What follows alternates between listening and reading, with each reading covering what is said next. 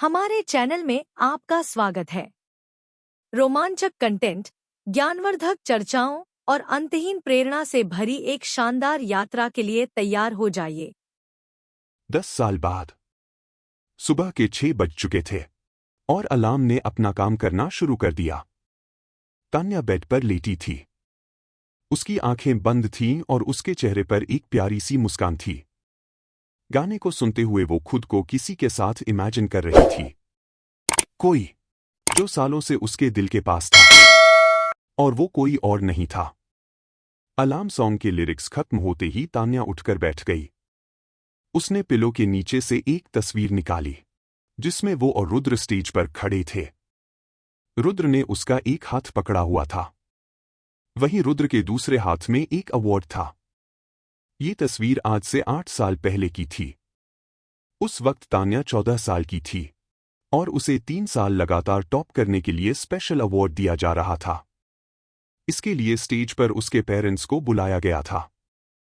उस वक्त तान्या रोने ही वाली थी। तभी सामने से आते रुद्र को देखकर उसका सारा दुख एक पल में गायब हो गया था। उस वक्त दोनों ने पहली बार एक साथ फोटो खिंचवाई थी। आज तान्या के पास रुद्र के साथ हजारों फोटोज थे, लेकिन ये फोटो उसके लिए बहुत खास था। खो जाने के डर से उसने इस तस्वीर की 50 कॉपीज एक साथ निकलवाई थी, बिना रुद्र को पता लगाए। और इसके लिए उसने चुपचाप रुद्र की पॉकेट से पैसे लिए थे। लेकिन बाद में उसने ये बात रुद्र को बता दी थी। उस दिन के बाद से रुद्र उसे हर महीने पॉकेट मनी देने लगा था। 5 मिनट तक तस्वीर को देखने के बाद तान्या ने फिर से उसे पिलो के नीचे रख दिया और वॉशरूम में चली गई। आज कुछ खास था। इस वजह से तान्या का चेहरा और भी खिला हुआ था। उसने वार्डरोब खोला। एक से बढ़कर एक सुंदर ड्रेसेस उसकी आंखों के सामने थी, लेकिन उसकी नजर कपड़ों पर नहीं, बल्कि एक छोटे से बॉक्स पर थी। उसने बॉक्स ओपन किया। उसमें एक बहुत ही प्यारी गोल्ड चेन थी। बॉक्स को किस करने के बाद उसने वापस बॉक्स को उसकी जगह पर रख दिया और आज के लिए ड्रेस देखने लगी। रुद्र नहीं चाहता था कि लोग तान्या को उसके कपड़ों की प्राइस टैग से जाने। वो चाहता था कि तान्या खुद अपनी काबिलियत के दम पर अपनी एक अलग पहचान बनाए। इसलिए उसने उसे कभी ज्यादा महंगे कपड़े नहीं दिलाए। तान्या के कपड़ों का प्राइस भले ही कम था, लेकिन वो सब रुद्र की पसंद के थे। उसने एक ब्लैक सूट के साथ मैरून कलर का दुपट्टा लिया और वॉशरूम में चली गई। तैयार होने के बाद वो बेहद खूबसूरत लग रही थी। वैसे तो वो शुरू से ही बेहद खूबसूरत थी और ब्लैक ड्रेस उसकी ब्यूटी को और निखार देती थी। ड्रेस से मैचिंग ईयररिंग्स और लाइट लिपस्टिक, बस इतना ही। इससे ज्यादा वो कभी तैयार नहीं होती थी। बालों की बात करें तो उसे बाल खुले रखना पसंद नहीं था। स्टडी टेबल पर पिताजी की एक छोटी सी फोटो रखी थी। तान्या रोज बालकनी से एक फूल तोड़कर उन्हें चढ़ाती थी और रुद्र के लिए प्रे करती थी। आज भी उसने वैसा ही किया। बाद में जब उसने टाइम देखा तो सुबह के 7 बजने को थे। वो फौरन कमरे से बाहर आई। पैलेस में पहले से ही काफी चहल पहल थी। चारों तरफ सब अपने अपने काम में लगे थे। राजवंश भवन का किचन किसी शाही होटल से कम नहीं था। बहुत सारे शेफ्स किचन में सुबह का ब्रेकफास्ट रेडी कर रहे थे। Good morning. मुस्कुराते हुए तान्या ने सबको गुड मॉर्निंग विश किया। उसे देखते ही सभी के चेहरों पर स्माइल आ गई। Good morning. Good morning. Tanya ने आज का ब्रेकफास्ट नहीं पूछा। उसके बाद उसने रुद्र के लिए अपने हाथों से एक डिश तैयार की। वो डेली एक डिश बनाती थी जो सिर्फ रुद्र के लिए होती थी। आज तान्या ने खीर बनाई थी। क्योंकि आज कुछ खास था, तो उसने मीठा बनाना ही सही समझा। ब्रेकफास्ट को प्लेट में सजाकर उसने उसे कवर किया, ठीक वैसे ही जैसे 5 स्टार और 7 स्टार होटल्स करते हैं। और किचन से बाहर आ गई। फर्स्ट फ्लोर पर पहुंचते ही उसे प्रिया मिल गई। Good morning ma'am. उसने उन्हें विश किया और सिर झुकाकर खड़ी हो गई। प्रिया ने तान्या को ऊपर से नीचे तक देखा और उसे डांटते हुए बोली, तुम्हें पता है ना, आज इस परिवार के लिए कितना खास दिन है। और तुमने ये कपड़े पहनने के बारे में कैसे सोच लिया? जल्दी से अपने कमरे में जाओ और कुछ ढंग का पहनकर। प्रिया अभी बोल ही रही थी कि उनका ध्यान अपनी तरफ खिंच गया। रुद्र व्हाइट सूट में प्रिंस की तरह शाइन कर रहा था। उसे देखते ही प्रिया की सारी नाराजगी गायब हो गई। वो उसके पास आने लगी, लेकिन रुद्र की नज़र तान्या के हाथ पर टिकी हुई थी। उसके एक्सप्रेशंस काफी कॉम्प्लिकेटेड थे। हाँ, ये मेरा बच्चा कितना हैंडसम लग रहा है। कहते हुए प्रिया ने अपनी आंख से काजल निकालकर रुद्र के कान के पीछे लगा दिया। मॉम, यार, आपको पता है ना आज का दिन खास है, फिर भी आपने काला टीका लगा दिया। अब मेरा पूरा दिन बेकार हो जाएगा। प्रिया हंसते हुए बोली। पागल, किसने कहा? काजल लगाने से दिन बेकार जाता है, बल्कि इससे तो पास आने वाली बुरी नजर दूर चली जाती है। रुद्र थोड़ा सोचते हुए बोला। ओह, इसका मतलब ये हुआ कि ब्लैक कलर पॉजिटिव वाइब्स देता है। फिर आपने तान्या को उसकी ब्लैक ड्रेस के लिए क्यों डांटा? ये सुनकर प्रिया का चेहरा उतर गया। वो नाराजगी से बोली। अच्छा, ये सब नाटक तो इस लड़की को बचाने के लिए कर रहा था। तुझे क्या लगता है मैं कोई टीवी सीरियल की वैम्प हूँ जो हर वक्त अपने नौकरों पर झल्लाती रहती है? प्रिया ने बातों ही बातों में तान्या को नौकर बोल दिया था। अब उन्होंने जानबूझकर किया था या अनजाने में, ये तो सिर्फ उन्हीं को पता था। मॉम प्लीज, रुद्र ने प्रिया को शांत करते हुए कहा। प्रिया बच्चों की तरह मुंह फुलाकर बोली। ठीक है, नहीं बोलती कुछ। एक बेटा तो पहले से ही मुझसे बात नहीं करता, अब दूसरा भी मुझे डांट रहा है। ये सुनकर रुद्र मुस्कुराने लगा। आई लव यू मॉम, आप वर्ल्ड की बेस्ट मॉम हो, पर जब आप बच्चों की तरह मुंह फुला लेती हो तो आप बिल्कुल भी अच्छी नहीं लगती। ये कहकर रुद्र जोर जोर से हंसने लगा। बदमाश। प्रिया ने झूठा गुस्सा दिखाते हुए रुद्र के सिर पर हल्की सी चपत लगाई। इसी बीच उनका ध्यान तान्या पर गया, जो अभी भी सिर झुकाकर वहीं खड़ी थी। तुम अभी तक गई नहीं? मॉम, ठीक है, मैं कुछ नहीं बोलती। रुद्र स्माइल करने लगा। उसने तान्या से कहा, तुम जाओ। तान्या ने हाँ में सिर हिलाया और वहां से चली गई। प्रिया की निगाहें अभी भी तान्या पर थीं। ये देखकर रुद्र को काफी बुरा लग रहा था। उसके मन में अभी भी एक बात थी जो तब तक उसका पीछा नहीं छोड़ने वाली थी, जब तक तान्या पूरी तरह से ठीक नहीं हो जाती। लेकिन क्या तान्या कभी ठीक हो पाएगी?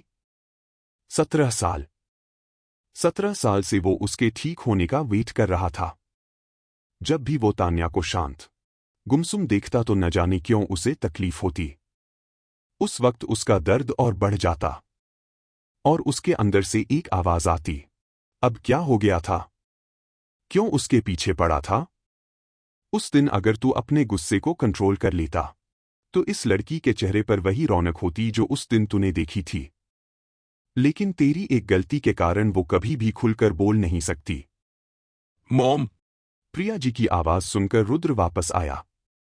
उसने मुस्कुराते हुए अपनी मॉम को देखा और कहा, कुछ नहीं मॉम, वो बस ऐसे ही। अच्छा, ये सब छोड़िए और मुझे ये बताइए, आज रात को पहनने के लिए जो ड्रेस आप मेरे लिए लाई है वो मुझे कब दिखाएंगी? प्रिया अपने सिर पर हाथ मारते हुए बोली। हो, देखो, मैं जिस काम के लिए आई थी वही भूल गई। ड्रेस आ गई है और मेरे कमरे में है। तो फिर चाहिए मुझे। उधर रुद्र के कमरे के बाहर तान्या ने एक हाथ से ब्रेकफास्ट से भरी प्लेट को बैलेंस किया और दूसरे हाथ से दरवाजा खोलकर कमरे में आ गई। रुद्र का पूरा रूम व्हाइट, ब्लैक और ग्रे कलर के कॉम्बिनेशन से डिजाइन किया गया था। रूम में मौजूद लगभग 99% चीजें ग्रे कलर की थीं। रूम काफी बड़ा था और कई पार्ट्स में डिवाइडेड था। हर दिन की तरह आज भी कमरे में शांति थी। एक नज़र पूरे रूम को देखने के बाद तान्या ने रूम के बीच में लगे सोफा की तरफ रुख किया और टेबल पर सारी डिशेस को प्लेट में सजाने लगी। तभी रुद्र टॉवल लेकर वॉशरूम से बाहर आया। तान्या पर नजर पड़ते ही उसके फेस पर स्माइल आ गई। इस वक्त रुद्र ने सिर्फ एक लोअर पहना था। उसने अपने बाल वॉशरूम में ही ड्राई कर लिए थे। सारी डिशेस को एक सीरीज में टेबल पर रख लेने के बाद तान्या ने अपने हाथ साफ किए। फिर अपनी कमर पर हाथ रखकर उसने एक बार फिर से सभी चीजों को ध्यान से देखा और मुस्कुराते हुए बोली, Now it's perfect. ये देखकर रुद्र की स्माइल और बड़ी हो गई। तान्या ऐसे खुश हो रही थी जैसे उसने ओलंपिक्स में गोल्ड मेडल हासिल कर लिया हो। रुद्र ने स्माइल करते हुए 2 बार सिर हिलाया और चेंजिंग रूम में चला गया। इस बीच तान्या कभी वॉशरूम की तरफ देखती तो कभी चेंजिंग रूम की तरफ। रुद्र ने कई साल पहले ही वेद के साथ लड़ना झगड़ना बंद कर दिया था। उसके इस फैसले से सभी लोग हैरान थे, सिवाय दादाजी के। प्रिया ने कई दफा रुद्र को मनाने की कोशिश की, लेकिन रुद्र नहीं माना। ऊपर से उसने प्रिया और सभी घरवालों को अपने रूम में आने से मना कर दिया था। राजवंश परिवार के पास उसकी बात मानने के सिवा दूसरा ऑप्शन नहीं था, क्योंकि रुद्र ने उन्हें साफ साफ शब्दों में कहा था, अगर उन्होंने उसकी बात नहीं मानी तो वो राजवंश भवन छोड़कर चला जाएगा। चेंजिंग रूम का डोर ओपन हुआ। ब्लैक सूट, ब्लैक वॉच और ब्लैक शूज में रुद्र बाहर आया। बचपन में तान्या को ब्लैक कलर बिल्कुल भी पसंद नहीं था, लेकिन जब से वो रुद्र से मिली थी, उसकी सारी पसंद रुद्र से शुरू होती थी। रुद्र को ब्लैक पसंद था, तो वो भी उसका फेवरेट हो गया था। और ब्लैक सूट में रुद्र दुनिया का सबसे हैंडसम लगता था। रुद्र सोफा पर बैठ गया। उसने सभी डिशेस को देखा, सब परफेक्ट था, ठीक जैसा उसे पसंद था। तान्या एक बच्चे की तरह खड़ी थी और रुद्र के खाने का वेट कर रही थी। रुद्र ने सभी डिशेस टेस्ट की, फिर उसने खीर के बॉल को साइड कर दिया। ये देखकर तान्या के चेहरे पर एक बड़ी सी स्माइल आ गई। तुम्हारे हाथों का स्वाद पहचाना था। तुमने बनाई? तान्या ने धीरे से जवाब दिया। नहीं। यहां बैठो। तान्या रुद्र के बगल में बैठ गई। रुद्र से आ रही भीनी भीनी फूलों जैसी खुशबू से तान्या का मूड फ्रेश हो गया। तान्या को शुरू से 3 साल तक सिर्फ हल्का खाना खाना पड़ा था। उसके बाद डॉक्टर ने उसे सब कुछ खाने की अलाउ कर दी। उसने लगभग 60% खाना कुछ ही मिनटों में खत्म कर लिया और उसका पेट फुल हो गया। फिर उसने रुद्र की तरफ देखा और उसका मुंह बन गया। रुद्र ने मुश्किल से 3 या 4 स्पून्स ही खाई होंगी। वो खाने में इतनी मशगूल हो जाती है, इसे अपने आसपास का ख्याल ही नहीं रहता।